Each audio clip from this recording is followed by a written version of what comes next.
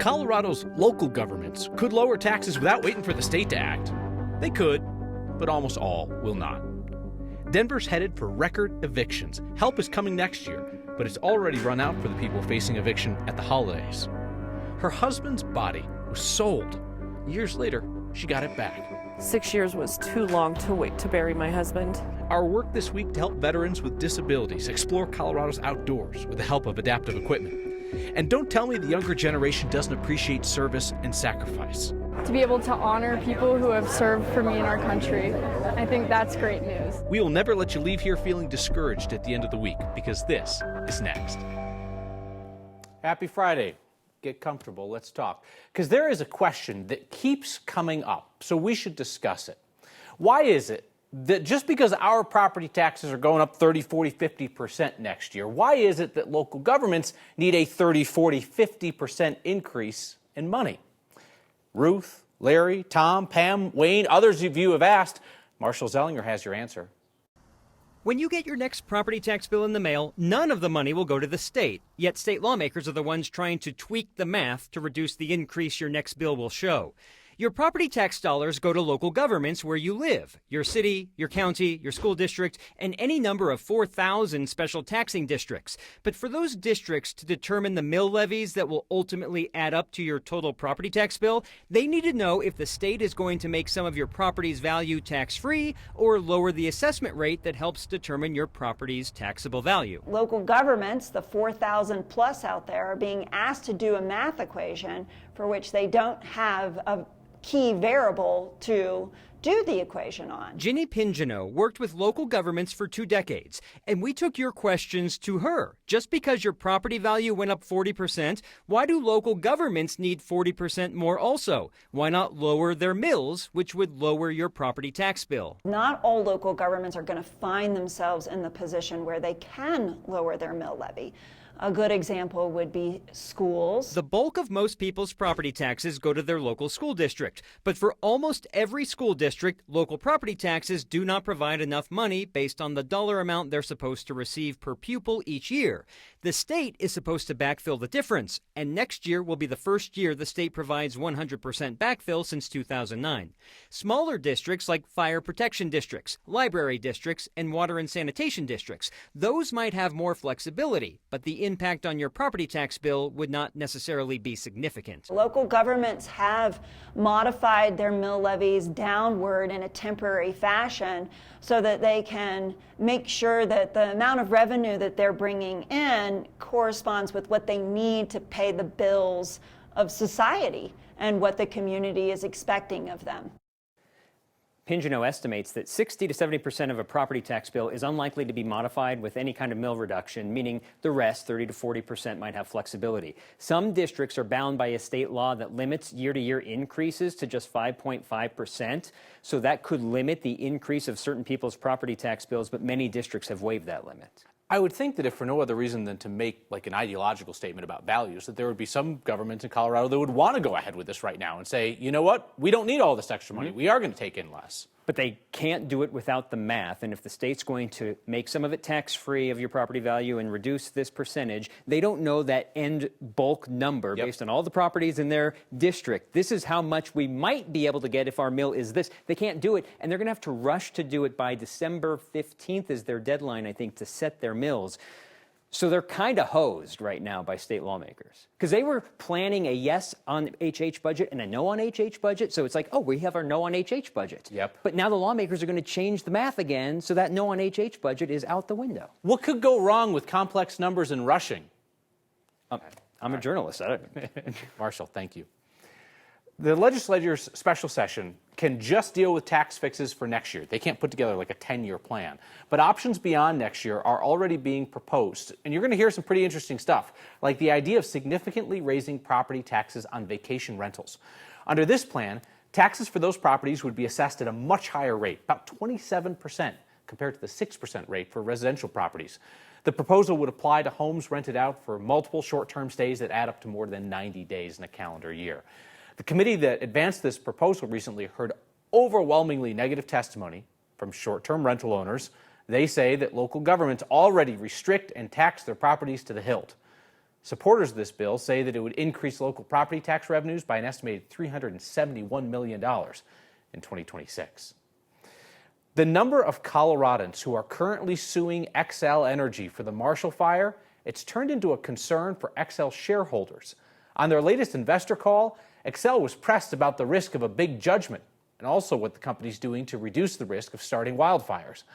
On Xcel's third quarter earnings call, investors wanted to know how potential lawsuits might impact Xcel's bottom line and also what Xcel was doing to lower that wildfire risk in their service areas. Xcel told them that 675 plaintiffs have joined the lawsuits seeking to hold Xcel partially liable for the $2 billion in damage from the Marshall Fire. Investigators in Boulder County, of course, found that Xcel's equipment was most likely the cause of one of two ignition points. Xcel disputes that. They also add that they're on track to spend about $180 million on wildfire prevention in Colorado this year. This week, Xcel announced it plans to set up 21 fire monitoring cameras. They'll be in high-risk areas dotted around the state. They pair those cameras with an AI program to detect smoke and warn first responders. That tech's already being used in Boulder, Aspen, Beaver Creek, and Vail. Hundreds of families will never feel whole again after a funeral home on the Western Slope stole and sold their loved ones' bodies. For one woman, whose husband's remains were recovered by the FBI, today was a chance for her to keep a promise. Our Cole Sullivan has that.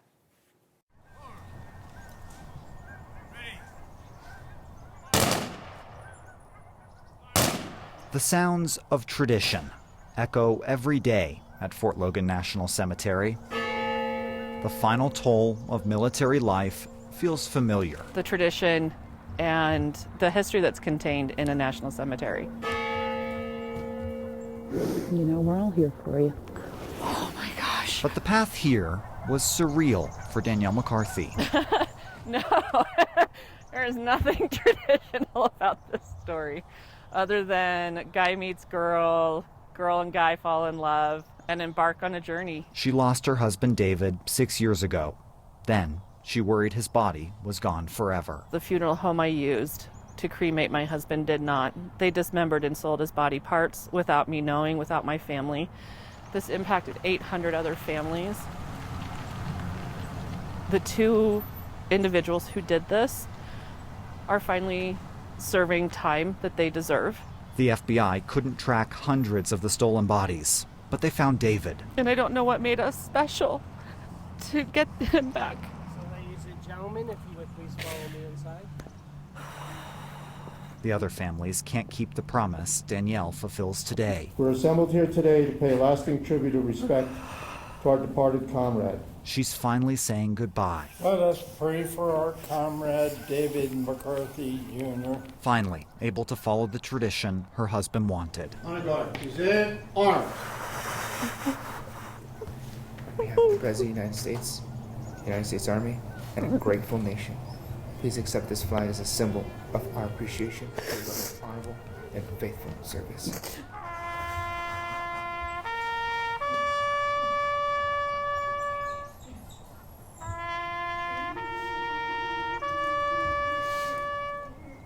Order arms.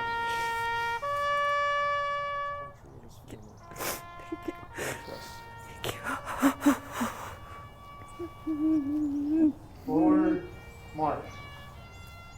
I think for him it's peace now. He can truly rest. You got this.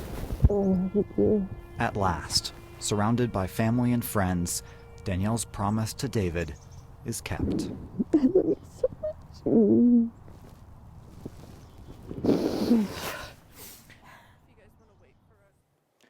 Right now, the FBI is returning remains to nearly 200 families victimized by a different funeral home in southern Colorado.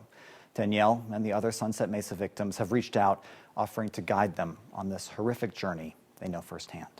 Yeah, Cole, for so many people, grief is going to be the toughest thing that they experience in their lives.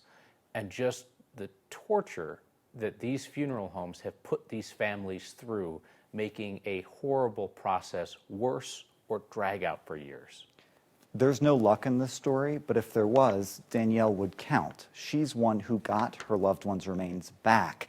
Letting them go today was very difficult for her, but it brings some finality to this horrible process. Cole Sullivan, thank you. Our Word of Thanks microgiving campaign this week is helping veterans with disabilities in Colorado explore outdoor sports, a chance to push their limits, learn something new. The nonprofit Adaptive Adventures has an anonymous donor who is matching what we raise up to $50,000. So the $14,000 you raised since last night, boom, already $28,000. That's amazing. Adaptive Adventures has a veteran cycling program that helps vets get set up with adaptive bikes. They can try different ones, find the one that works for them, so they can get years of exercise and exploration out of them. They also serve Coloradans with disabilities who are not veterans. Not just them, but also their families. They host these family days out at Chatfield where families can work with the adaptive equipment and get the training that they need so that they can paddleboard and kayak and climb and hike. This opens up all kinds of new worlds. Scan the QR code on your screen or text the word thanks to 303-871-1491 to get the link to join me in donating. The money that we help raise will help Coloradans, including our vets, explore what they didn't think was possible. It's a huge boost to their physical and mental health. We are absolutely facing a crisis just to keep people housed through the end of the year. Next year, Denver will spend millions to keep people in their homes. Next year is going to be too late for the families facing eviction at the holidays because this year's rental assistance ran out. And we end the week the way we always do, with your good news, headlines of your life on the TV, where they belong. Next.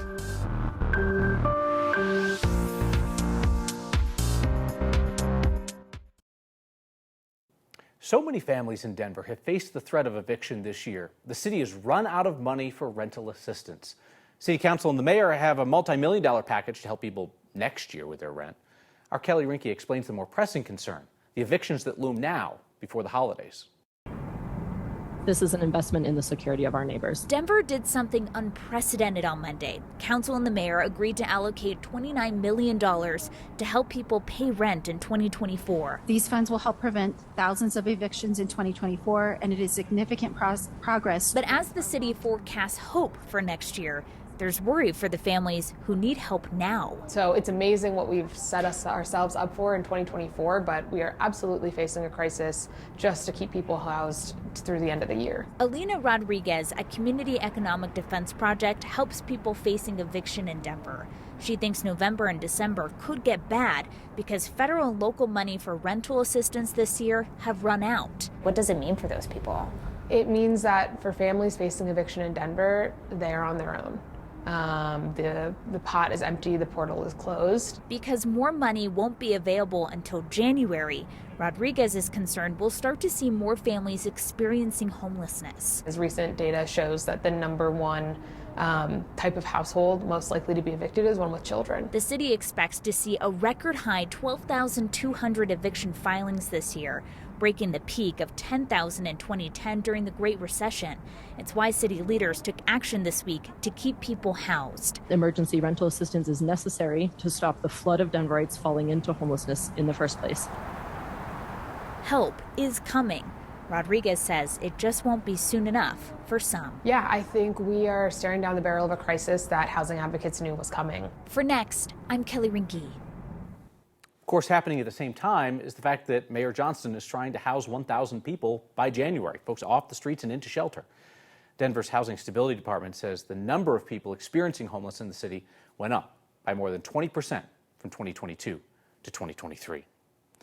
So Lauren Robinson, here's how we're doing leaves at our place. So you wait till the snow melts and then the leaves are dry again. Then you do a bunch of the leaves. You get in a couple days of that. Then it gets too cold to do leaves, so then you just wait.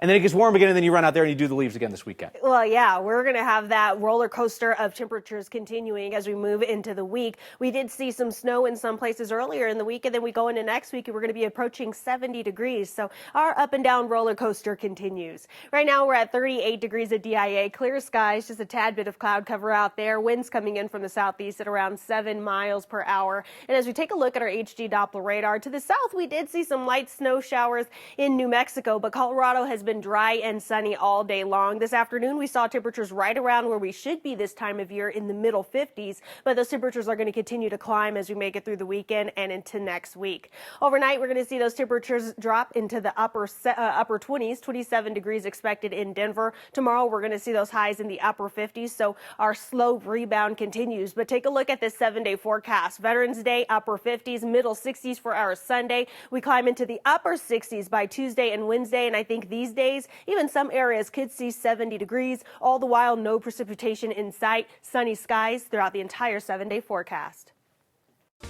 Good news, this today is probably what strikes me, obviously, for good news, and to have a son at this school teaching, that's all good news.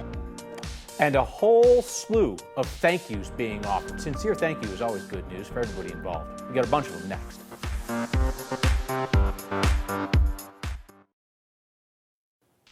May I make a recommendation? Something that did not come from our team, but I think that it is worth a read. Private jet travel is booming, and that noise is not welcome in Rifle. Mo Clark, the journalist, has the story in The Guardian, how an increase in plane traffic in Rifle has people in that town on the Western Slope on edge. We've heard how small airports in the metro area, Centennial and Boulder, have generated a lot of noise complaints and environmental concerns. In Rifle, their issue is their close proximity to Aspen and Vail means they're dealing with constant spillover air traffic from rich folks flying in and out for ski weekends and adventures. The Rifle Airport's looking at an expansion. So now they're fighting residents who say that they're sick of being in what they call the sacrifice zone for their wealthy neighbors. That Guardian article is a great read. Full article's linked on the next social media pages and in the next section of 9news.com. For the past 355 Fridays here, we have shared some kind of good news from your life. And this week, it doubles as a thank you. We head to Arvada West High School, where the community came together to pay tribute to veterans.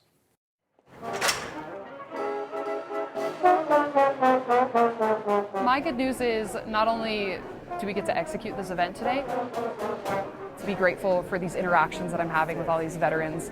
With the Vietnam conflict, I'm getting out. They get an opportunity to share their stories. This woman made it in a man's world.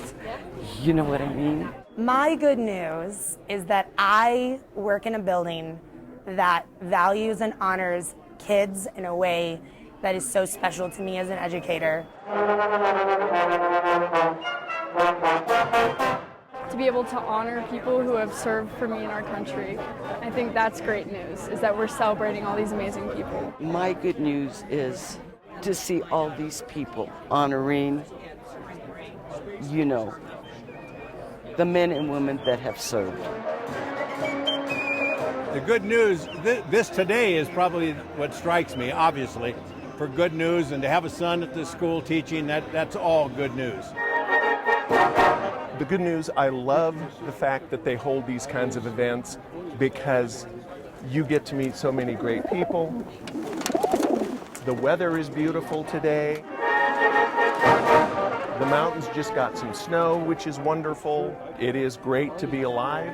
I'm so thankful for my health, my family's health.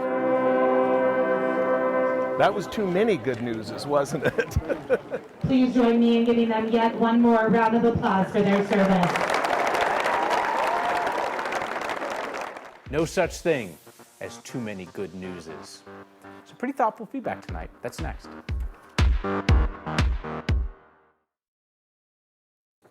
Feedback tonight from Dick, who says, why doesn't Denver do rent control? Great question, Dick. The short answer is because there is not support for it in key places. Newly elected Denver Mayor Mike Johnson does not support rent control. He was clear about that in his run for mayor. And there's not enough support among the Democratic majority at the state capitol to approve rent control as Denver might want to do it. Chris said, you said in your broadcast that our property taxes are going to be high. Not everybody's lucky enough to be a homeowner.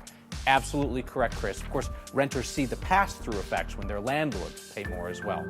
We'll see you next time.